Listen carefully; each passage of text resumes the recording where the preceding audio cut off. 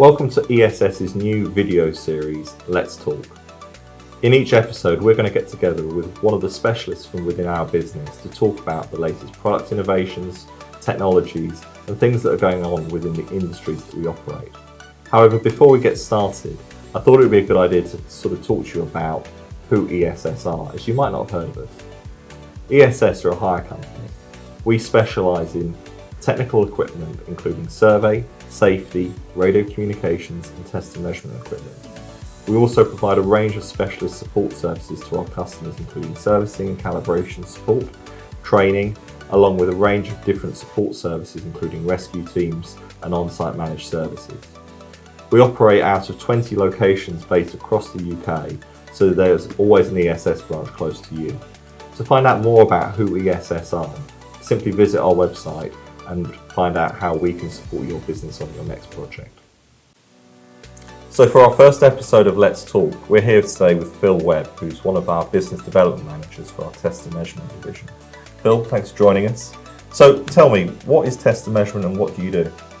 Test and measurement in Knowsley, we have many test and measurement products, but that could be anything from a simple light meter to a power quality analyzer, to a cable fault locator for electrical cables, and thermal imaging cameras. Now we have lots and lots of products in our fleet. We've got over 2,400 individual products. So we've got hopefully a solution for everybody's needs. And you've got quite a large team here in Knowsley, haven't you? Yeah, in Knowsley we've got myself, which is Business Development Manager. And we've got a guy named Jamie Rowe, who's also a Business Development Manager. And we've got a gentleman named Dennis. And we've all between us got around 80 years experience in the test and measurement division. Wow. So when it comes to test and measurement, we're not just sending out a product. No. 99% of the time we can support that product too. And you support quite a lot with offshore work as well, don't you? Yeah, we have a office in Knowsley where we are today. We've also got an office in Aberdeen, and that Aberdeen office, I'd say 90% of the business is for the offshore industry. Wow. Again, it's a fantastic rental avenue because they have annual shutdowns. Yep.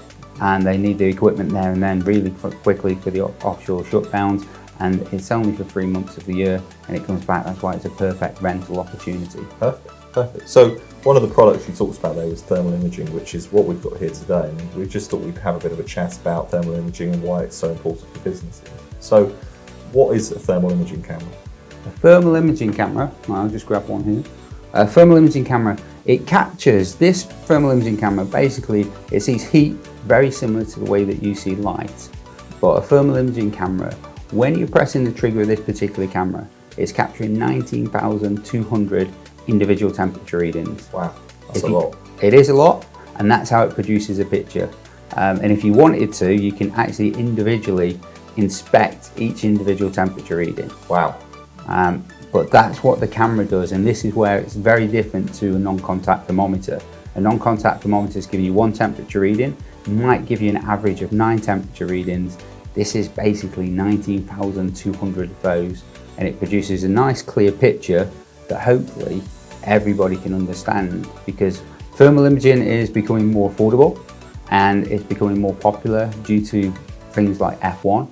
Yep. Everybody's seen F1. I was going to say, normally when you see thermal imaging, it's within war films or on TV. It's not normally associated with business. That's true, and the reason it's becoming more associated with business, this is actually a FLIR camera. Okay. It stands for forward-looking infrared. Right. And it was originally a US military company. Right. And it was actually designed and created to give the US military advantage in warfare. Wow. So how have you got it here in Knowsley today? What are you using it for? We are using it for many, many applications. And the weird and wonderful thing about thermal imaging is that you'll find that people are finding new applications every day. But typically what we find is that we want to support our customers in preventive maintenance. Yep. So we have a lot of maintenance engineers. Okay. If you're looking at a motor, you can actually see the temperature of the motor. You can see that it's overheating. If you're lucky enough to have 10 motors in a row, you could actually scan all 10 motors and you could actually see, oh, this motor is 5 degrees warmer. Why is it 5 degrees warmer than the other motors? And from a preventive point of view, You could then start looking at, do the bearings need replacing? Does the wiring need rewiring on the motor? It should be the same temperatures as the other motors. So by identifying it, you can sort of reduce shutdown times and reduce costs by actually carrying out the maintenance before the issue arises. Two things, if it's actually running too hot, one thing is it won't be running efficiently, so it'll actually be using more electricity than it should be. Yeah. And the second thing is, preventative wise, you can stop a breakdown. Yeah. Now in industry, depending on what that motor does, it might not be critical, but it could be super critical. It could actually take down the whole plant. It could take down a production line. It could take down weird and wonderful things. So it could save thousands and thousands of pounds by just doing a little scan that'll take seconds. So talk to me about how this camera's made up. What are the parts in it that Okay. make it work? So what we have is, we have a lens. The lens is made out of germanium. It's a semi-precious material. The reason that it's made out of germanium is that infrared doesn't transmit through glass. Okay. So if you were to point this camera at glass, you're going to see the temperature of the glass. Right. That's why it's made out of germanium. You've got some sensor electronics in here too. We've got a trigger to capture it, and then we've got an LCD screen so that we can clearly see the picture.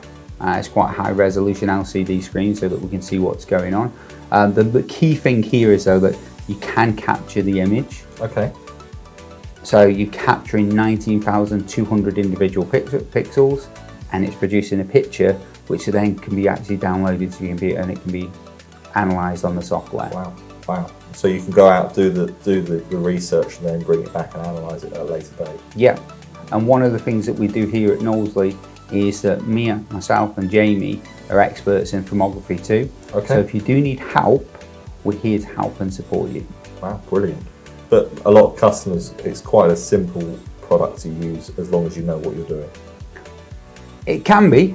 it can be simple. You can be caught out by reflective temperatures. You can be caught out by how well an object emits infrared, which is emissivity. Right. But again, we're here to help and support you. But everyday applications should be quite simple. You can take the picture. The good thing about it is that if you take the picture and it's taken at the correct angle, you don't need to worry about emissivity and reflective temperatures, because that can be changed afterwards. Okay. It can be done afterwards on the computer. You don't need to worry about it too much. Just make sure you get the angle right, take the picture correctly. Everything else can be altered. Wow, wow. So you talked a little bit about the motors overheating and using the thermal camera to identify potentially bearings going. What are some of the other applications you use the camera? It's very popular with electrical engineers and even the standard electrician. They know that their magical number is 40 degrees. So that would be classed as a qualitative image because they need accurate temperature readings. Right. So what they could do is that they can set the camera, they can set it to 40 degrees, anything above 40 degrees will show as white, so that they can even speed up a process which is super quick.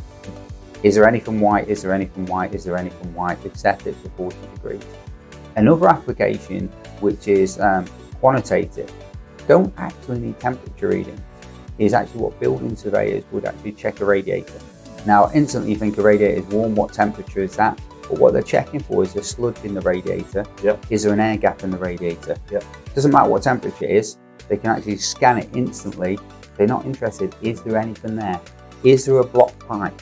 So you could have cold water running to a certain point, you could have warm water running to a certain point, it stops. With the camera, the warm water would be red or it would be blue if it was cold, the other side would be a grey colour. There's a blockage there. It doesn't matter that you've got a temperature reading within it. There's a lot of applications that people are finding all the time.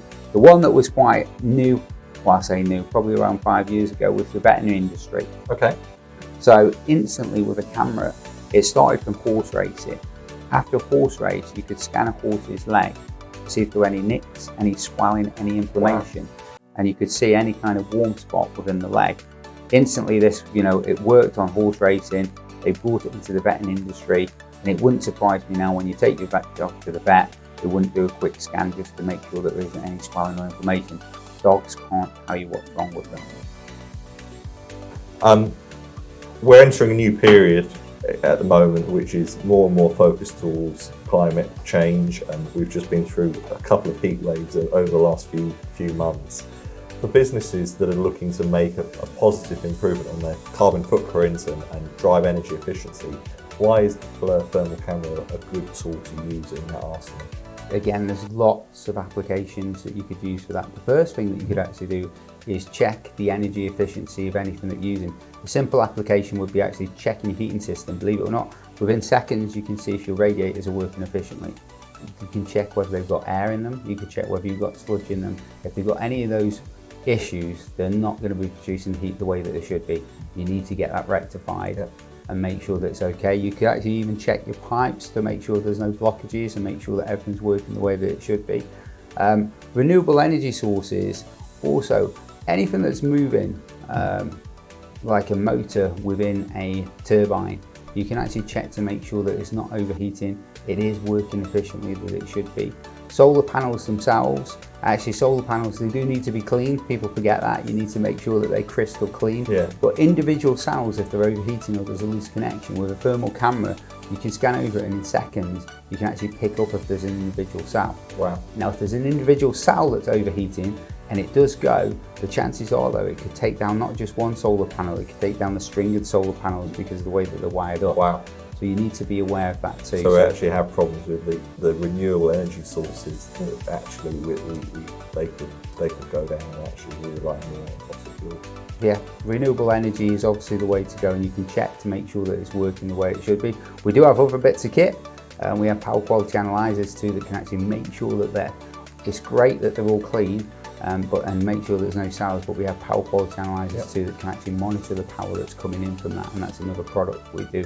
But thermal cameras, they're very easy to use, and you can almost send out an apprentice engineer to be having a look at solar panels, and they can come back. The good thing about it is that they capture it and they can show you what they've done.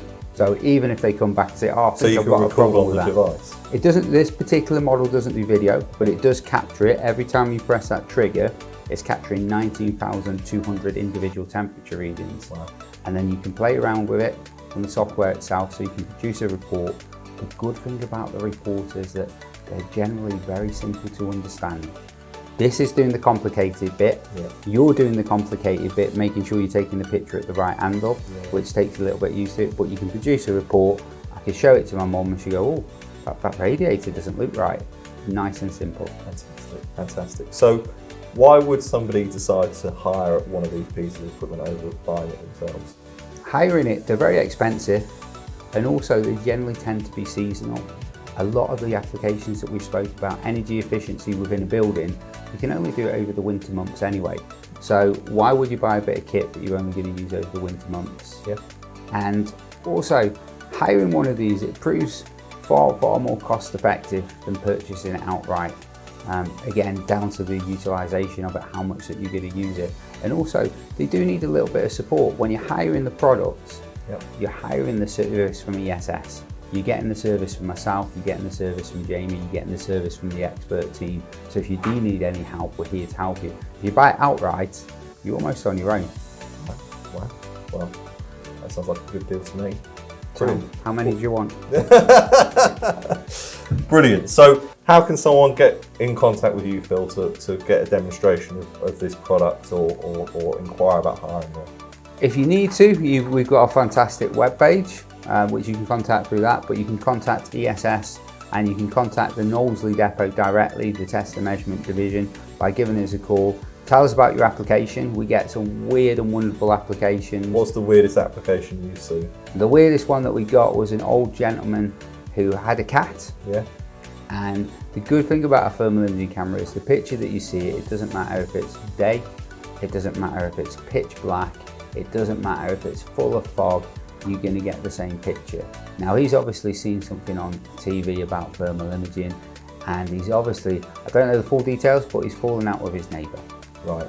His cat is disappearing at night and it is going up a tree. Right. Is it going up his tree or is it going up his neighbour's tree? And this was a genuine, well, I think it was a genuine call, he hired it, and that's what he wanted to do. He wanted to locate his cat. Fantastic. So that's a quantitative image. Yeah. He doesn't need an accurate temperature reading. No. All he's trying to do is locate something at night. His cat's black, he doesn't know where it's going. Point, yes, my cat's going up my neighbour's tree. Did he find his cat?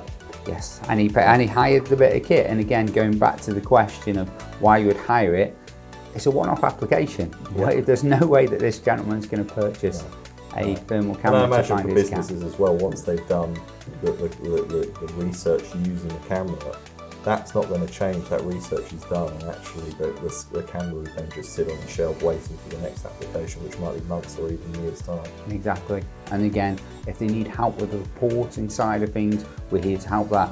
You're not just capturing the picture, you're capturing a whole story behind it too. Brilliant. Well, look, thanks, Phil. Thanks for talking to us today, and I hope you've enjoyed our first episode of Let's Talk. We'll be back in the future with more episodes.